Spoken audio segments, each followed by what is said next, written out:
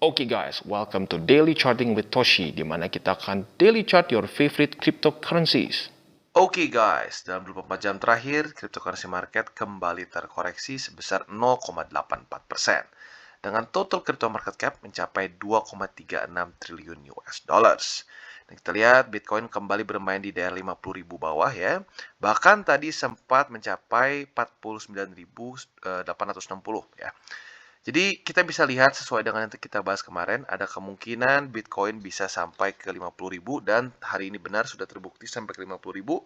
Tinggal yang menjadi pertanyaan adalah apakah 50.000 ini bisa hold sebagai support atau tidak ya. Tentunya kita lihat di daily close pada hari ini. Semoga saja daily close pada hari ini dia bisa bertahan di atas 50.000 gitu ya. Dan kalau kita lihat lagi juga Ethereum cukup stabil ya, malah dia tidak merah, dia cenderung stay di atas 4.000. Binance cenderung masih stay di daerah 550-an. Lalu Solana dia malah naik ya, dia naik sampai 190-an. Kemarin sempat 180 kalau nggak salah ya sempat. Lalu selanjutnya Cardano dia malah ada penurunan sebesar 4,16% dalam 24 jam terakhir dan banyak lagi ya. Jadi kurang lebih untuk cryptocurrency market cenderung masih sideways, masih belum jelas ini dia mau lanjut ke atas atau turun. Nah ini tentunya menurut gue sangat ditentukan oleh Bitcoin. Apabila dia berhasil terpantul dari 50.000 pada hari ini ya ada kemungkinan lanjut lagi ke atas begitu. Oke, dan kita akan masuk ke berita kita di mana kita bisa lihat ini adalah alasan kenapa IMF mengkhawatirkan tentang cryptocurrency ya. Jadi IMF atau International Monetary Fund ini mengatakan beberapa concern mereka ya. Dimana kita tahu pasar total atau crypto market cap ini semua melampaui 2 triliun US dollar sejak September 2021 ya. Ini meningkat 10 kali lipat dari level yang terlihat sejak tahun 2020 awal menurut data yang dikumpulkan oleh IMF. Jadi pertumbuhannya luar biasa besar. Nah, jadi concern-nya apa nih? Salah satu yang pertama adalah ini quote langsung dari IMF ya. Kami percaya aset kripto menciptakan beberapa celah data yang dapat membuka pintu yang tidak diinginkan untuk pencucian uang serta pendanaan teroris. Iya nggak? Menurut gue yes. Kalau mau ngomong secara objektif ada tentunya ya. Tentunya dengan ini apa namanya privacy coin gitu ya. Itu bisa menjadi satu sarana untuk pencucian uang. Tetapi kalau kita mau ngomong secara fair ya fiat jauh lebih besar pencucian uang terjadi di situ. Gitu ya, kita nggak bisa pungkiri. Kalian bisa cari sendiri data dari pencucian uang dengan menggunakan fiat ya. Fiat dengan dolar, rupiah atau apapun juga. Jauh lebih besar, jauh lebih gampang untuk pencucian uang di sana. Gitu ya. Jadi benar nggak ini bisa dilakukan pencucian uang? Benar. Tapi ya jangan berbohong bahwa kalau kita ngomongin secara pencucian uang, jauh lebih gampang dan jauh lebih besar jumlahnya di fiat. Itu yang pertama ya. Oke, dan concern kedua yaitu adalah kemunculan influencer-influencer kripto. Ini dikatakan oleh seseorang yang bernama Charles Randall, ketua dari FCA dalam pidato dia di September lalu. Menurut dia, influencer media sosial secara rutin dibayar oleh scammers untuk membantu mereka memompa dan membuang token baru di belakang spekulasi murni.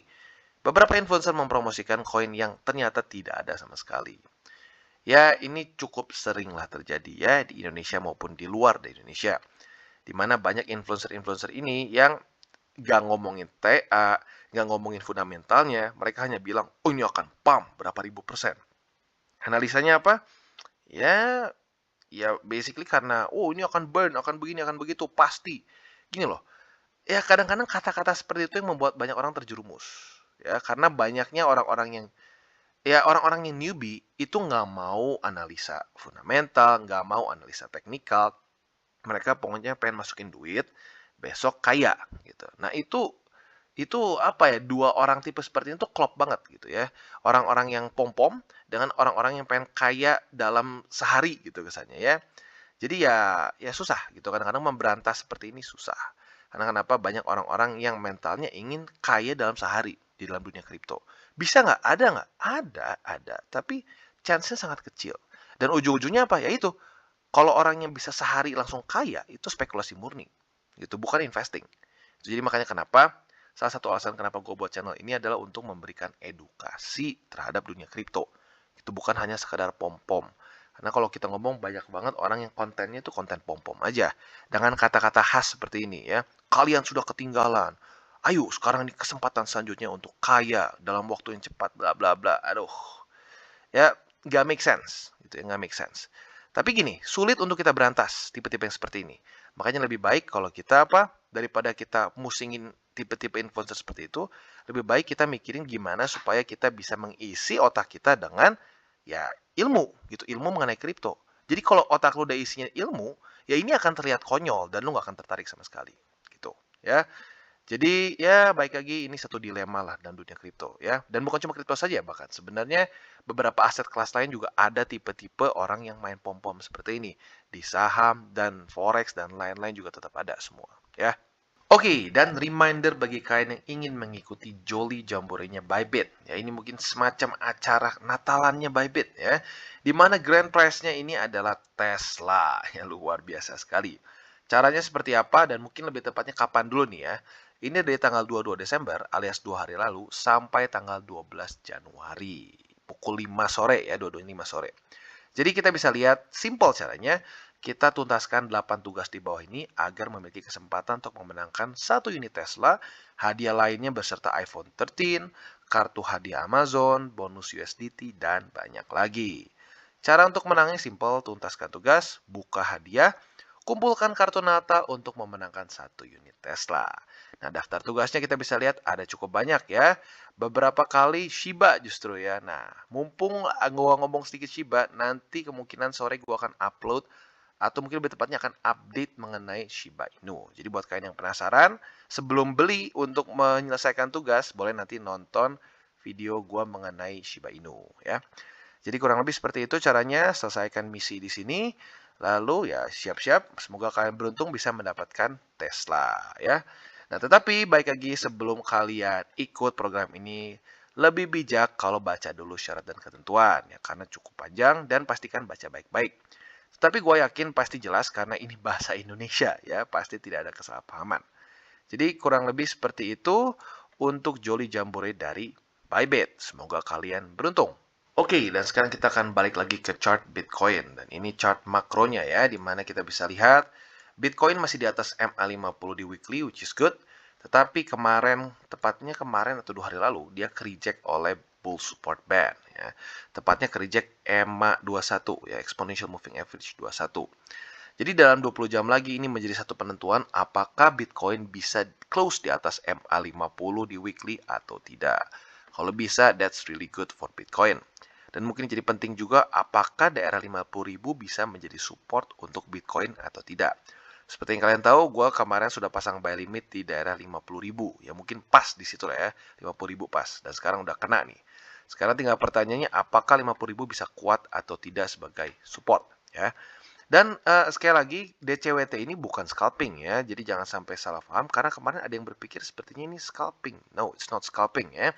Scalping di weekly dan daily itu rada konyol sepertinya kalau seperti itu ya. Jadi kurang lebih kalau untuk makronya seperti itu untuk BTC. Jadi PR utamanya adalah close dalam 20 jam lagi di atas dari MA50. Karena kalau buat sekarang mungkin ya untuk menaklukkan bull support band sepertinya butuh beberapa minggu ke depan lagi ya karena ya kita bisa lihat dengan sangat jelas bahwa dia terreject oleh bull support band. Oke, dan kalau kita lihat lebih ke mikronya, Bitcoin secara daily-nya dia sangat jelas bukan terpantul, terpukul oleh Fibonacci support. Fibonacci resisten di sini ya. Dia kemarin sempat naik paling tinggi itu 51.849, tetapi close-nya di bawah dari Fibonacci. Nah, ini menunjukkan sekali lagi bahwa it's not just random lines ya. Nah, andaikan kalian sudah dapat buy limit 50.000, apa yang kalian bisa lakukan? Andaikan turun lagi, ya sudah kita masih punya MA20 dan masih punya MA200 sebagai support. Tapi semoga dalam 20 jam lagi ini close-nya di atas 50.000. Kalau sampai kita bisa close di atas 50.000, ya itu berarti membuktikan bahwa support di situ not bad ya. Tapi ya baik lagi kita harus selalu siap dengan potensi dia bisa lanjut lagi turun. Kalau sampai turun masih ada 20 dan 200. Jadi bisa kurang lebih buying limit di 3 tempat itu ya. 50.000, 20 dan 200 di daily. Kalau di weekly ya basically sama seperti tadi yang makronya ya. Jadi kalau untuk Bitcoin kurang lebih seperti itu dan yang perlu Bitcoin lakukan adalah dia menaklukkan daerah Fibonacci di sini ya karena sudah berapa kali ini nih? 1 2 3 4, 5, 6. Sudah 6 kali dites dan dia belum berhasil masuk ke daerah sini ya. Jadi kalau sampai Bitcoin bisa melakukan movement mungkin seperti ini ya. Di sini dia membuat higher low dan naik lagi ke sini. Nah, dia bisa konsolidasi di sini. That's really good. Artinya apa? Dia bisa mengubah price range dari daerah sini ya, daerah sekitar 50.000 sampai ke 45 ribuan lah mungkin ya. Dia bisa berubah price range jadi ke daerah sini, yaitu di daerah 54.000 sampai ke 51.000 ya. Jadi kurang lebih untuk Bitcoin seperti itu, tinggal kita tunggu dalam 20 jam lagi close-nya seperti apa. Oke, dan selanjutnya Cardano, di mana kita bisa lihat Cardano kemarin menunjukkan lagi momentum naik ya.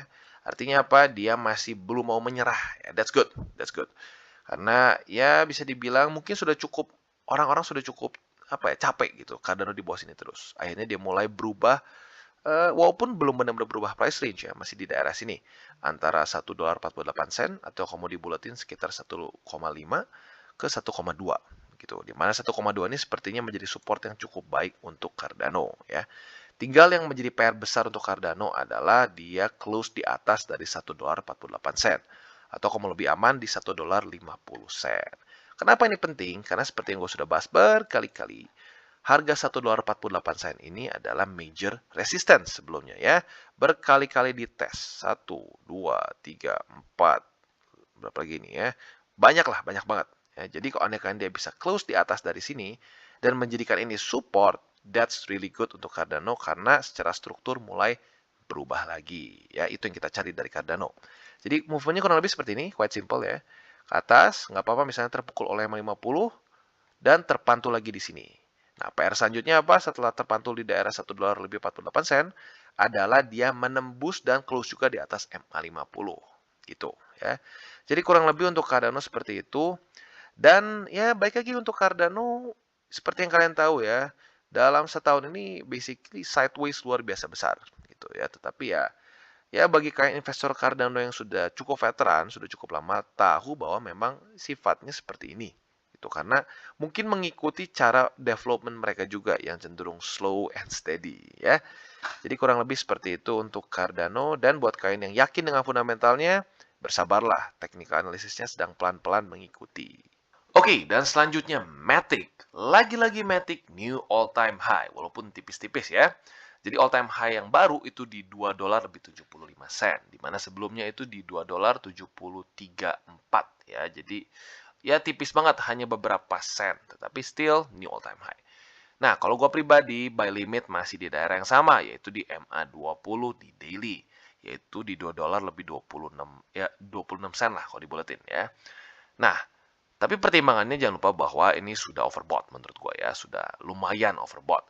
Karena seperti yang kita tahu, take profits gue adalah salah satunya dengan cara apabila satu aset candle weekly-nya close di atas dari Bollinger Band dengan momentum yang cukup besar ya seperti ini. Jadi ini masuk ke salah satu ya masuk ke SOP untuk take profits gua. Buat lo yang belum tahu cara take profit, bisa coba cari di YouTube channel gua. Nanti mungkin gua taruh di link di bawah, yaitu cara untuk take profits ya. Jadi kurang lebih seperti itu untuk Matic. Jadi kalau gua buy limit masih di MA20 di daily. Dan bagi kalian yang lebih agresif, boleh saja misalkan di MA50 atau 20. Begitu. Tapi ingat, masuknya agresif karena kenapa?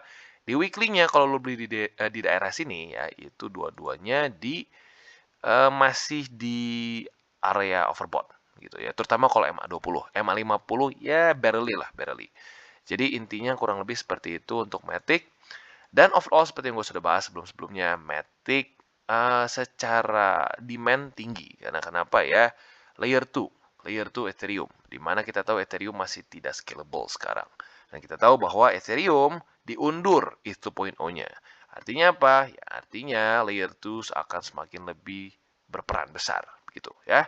Jadi kurang lebih seperti itu untuk Matic. Oke, dan selanjutnya ke Phantom. Dimana gue jujur juga nggak nyangka ini Phantom ya. Kuat banget ya, kuat banget. Jadi kita bisa lihat dia sebenarnya sudah keluar dari Bollinger Band ya. Lalu bahkan dia tembus MA50 juga di sini.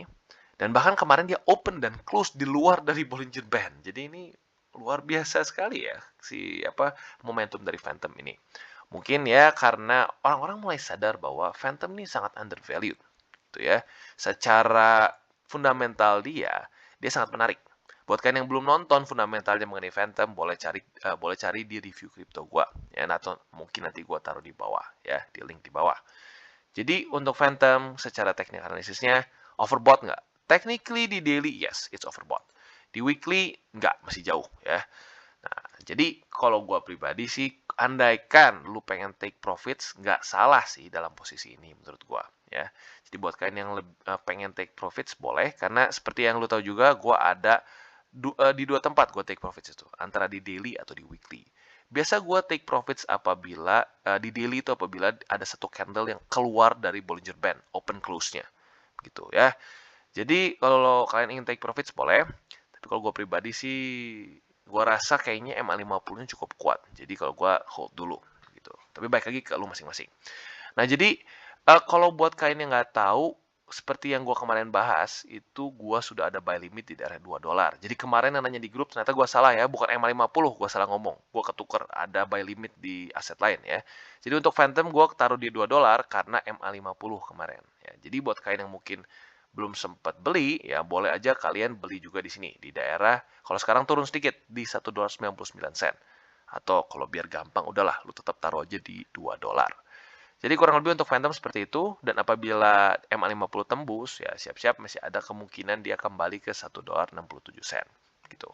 Atau mungkin saja jangan-jangan MA20-nya malah keburu menjemput. Ya. Jadi kurang lebih seperti itu untuk Phantom. Dan ya bagi kalian yang sudah bersabar di daerah sini ya sekarang ya sedang senyum-senyum gitu. Bahkan kemarin gue lihat ada yang beli di $1.40 dan lain-lain ya, congrats bagi kalian yang sudah sabar dan percaya dengan fundamental dari Phantom. Oke, dan selanjutnya Polkadot, di mana kita bisa lihat Polkadot di daerah 200 terus ya. Dia sudah 4 hari ini bermain di daerah situ terus. Overall sih quite okay, karena momentum bullishnya tetap cukup kuat ya. Di sini jadi masuknya ke area konsolidasi lah, nggak breakdown lagi. Yang gue takutkan tuh kemarin gini dan lanjut turun. Kalau lanjut turun, that's bad. Ya. Tapi ini bagusnya dia seperti tertahan oleh MA20 di daily. Nah, sekarang tinggal pertanyaannya adalah apakah dia bisa close di atas dari 200 dalam beberapa hari ke depan. Gitu ya. Jadi itu PR utama untuk Polkadot. Jadi kita mungkin bisa pasang buy limit di 200 apabila terjadi seperti ini nih. Dia membuat pola seperti ini kan, dia naik lagi, close di atas 30-an, dan terpantul lagi di MA200. Nah, jadi pantulan itu yang kita cari. Dan seringkali itu yang gue sebut sebagai konfirmasi. Konfirmasi itu seperti itu. Ya. Jadi kurang lebih untuk Polkadot seperti itu, dan yang penting juga adalah kalau dia close di atas dari 30, itu berarti dia memecah lower high di sini ya. Kalau lower high mulai terpecah, ya seperti yang gue bilang, dia membuat higher high, higher low, artinya adalah dia mulai berubah secara tren. Ya. Jadi ini cara simple yang banyak orang miss gitu kadang-kadang. Higher high, higher low, higher high, higher low itu mengubah pola ya, mengubah tren dari markets. Nah ini yang terjadi juga seperti waktu itu di BTC. Orang-orang pada bilang, oh 55.000, udah itu udah paling bottom. Tapi gue lihat masih terus lower low, lower high. Akhirnya apa? Breakdown. Gitu ya. Jadi pola ini menurut gue simple tapi penting. Oke, dan selanjutnya Cosmos. Ya, Cosmos luar biasa ya. Lagi-lagi daerah $26 ini menjadi support yang luar biasa ya. Dimana di sini kita lihat berkali-kali dia terpantul lagi di daerah sini. Which is good ya. Karena kenapa? Sebelumnya dia terpukul oleh 20 dan 50. Sekarang 20 dan 50 sudah di bawah dia. Artinya apa? Kemungkinan besar ini bisa menjadi support untuk Cosmos atau Atom ya. Jadi ini luar biasa menurut gua. Dan tentunya dia mulai berubah struktur ya. Ya, berubah strukturnya bahkan dari sini lah. Lower low, lower high, lower high, lower high, pecah di sini langsung. Tinggal target selanjutnya adalah dia close di atas dari sini ya, daerah $32-an gitu, di mana dia ya basically memecah lagi pola di sini gitu. Otomatis kalau bisa seperti itu, that's really good for Atom. Tetapi for now I think ya sekarang ini masih dia terlalu overbought sekarang. Jadi tunggulah. Kalau gue pribadi sih buy limit di daerah MA50 di daily gitu. Dan selanjutnya tinggal kita tunggu apakah dia terus bisa membuat pola higher high, higher low. Kalau bisa seperti itu terus ya sudah. Itu yang kita cari dari Cosmos ya. Dan buat kalau kalian nggak tahu Cosmos itu kenapa menurut gua penting gitu ya, banyak orang nggak tahu bahwa banyak sekali orang yang menggunakan Cosmos SDK. Salah satunya siapa?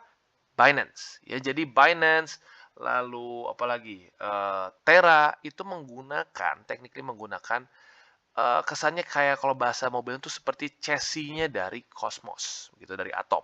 Jadi ya, menurut gua atom ini salah satu project juga yang mungkin cukup undervalued, gitu. Jadi buat kalian yang ingin tipis-tipis untuk apa namanya akumulasi ya boleh untuk atom ya.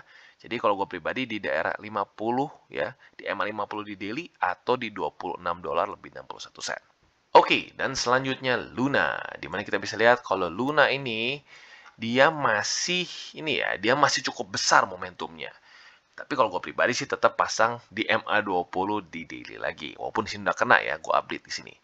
Jadi seperti yang kita lihat, ada kemungkinan Luna akan melakukan ini. Set, set, dan di 20 atau 50. Nah, pertanyaannya tinggal mantulnya di 20 atau 50. Kalau kemarin di 50 menurut gue karena BTC-nya BT ya. Kalau BTC-nya udah nggak BT, kemungkinan 20 juga cukup. Begitu ya. Nah, jadi kalau menurut gue, ini topnya bisa di mana? Menurut gua ini bisa mulai terpantul turun saat ketemu 100. Jadi kemarin tuh tertinggi di tertinggi itu di 101 ya, dan dia langsung cenderung turun koreksi. Jadi ada kemungkinan koreksi ini bisa mencapai ke MA20 di daily gitu. Nah, sekarang pertanyaannya gimana andaikan lu lebih agresif?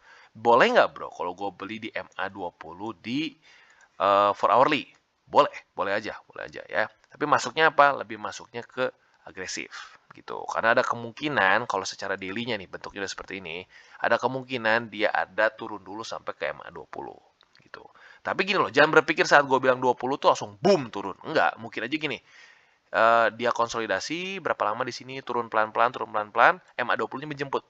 Nah, terpantul di situ. Makanya nggak boleh males charting karena tiap hari bisa berubah. Gitu. Jadi intinya adalah kalau gue pribadi buat kalian yang lebih konservatif bisa di MA20 di daily. Buat kalian yang lebih agresif boleh mulai cicil-cicil di H4 ya, di MA20 H4. Gitu. Tapi sekali lagi jangan all in di sini ya karena ini time frame lebih kecil. Tentunya lebih beresiko. Walaupun kalau kita ngomong dalam beberapa hari terakhir MA20 menjadi support yang baik sekali ya di sini. 1 2 3 4 5 6 7 berkali-kali dia memantulkan harga Luna. Jadi makanya ya ini salah satu bisa buying opportunity yang bagus juga untuk Luna ya. Jadi kurang lebih seperti itu untuk Luna dan overall Luna it's really cool ya secara project. Terutama urusan UST mereka ya, di mana UST mereka ini bisa dibilang mengubah cara kita melihat stable coins ya. Jadi dia algoritmik. Buat kalian yang nggak tahu cara kerjanya seperti apa, boleh cek review gua mengenai Luna di playlist Crypto Review ya. Oke guys, sekian dari segmen Daily Charting with Toshi.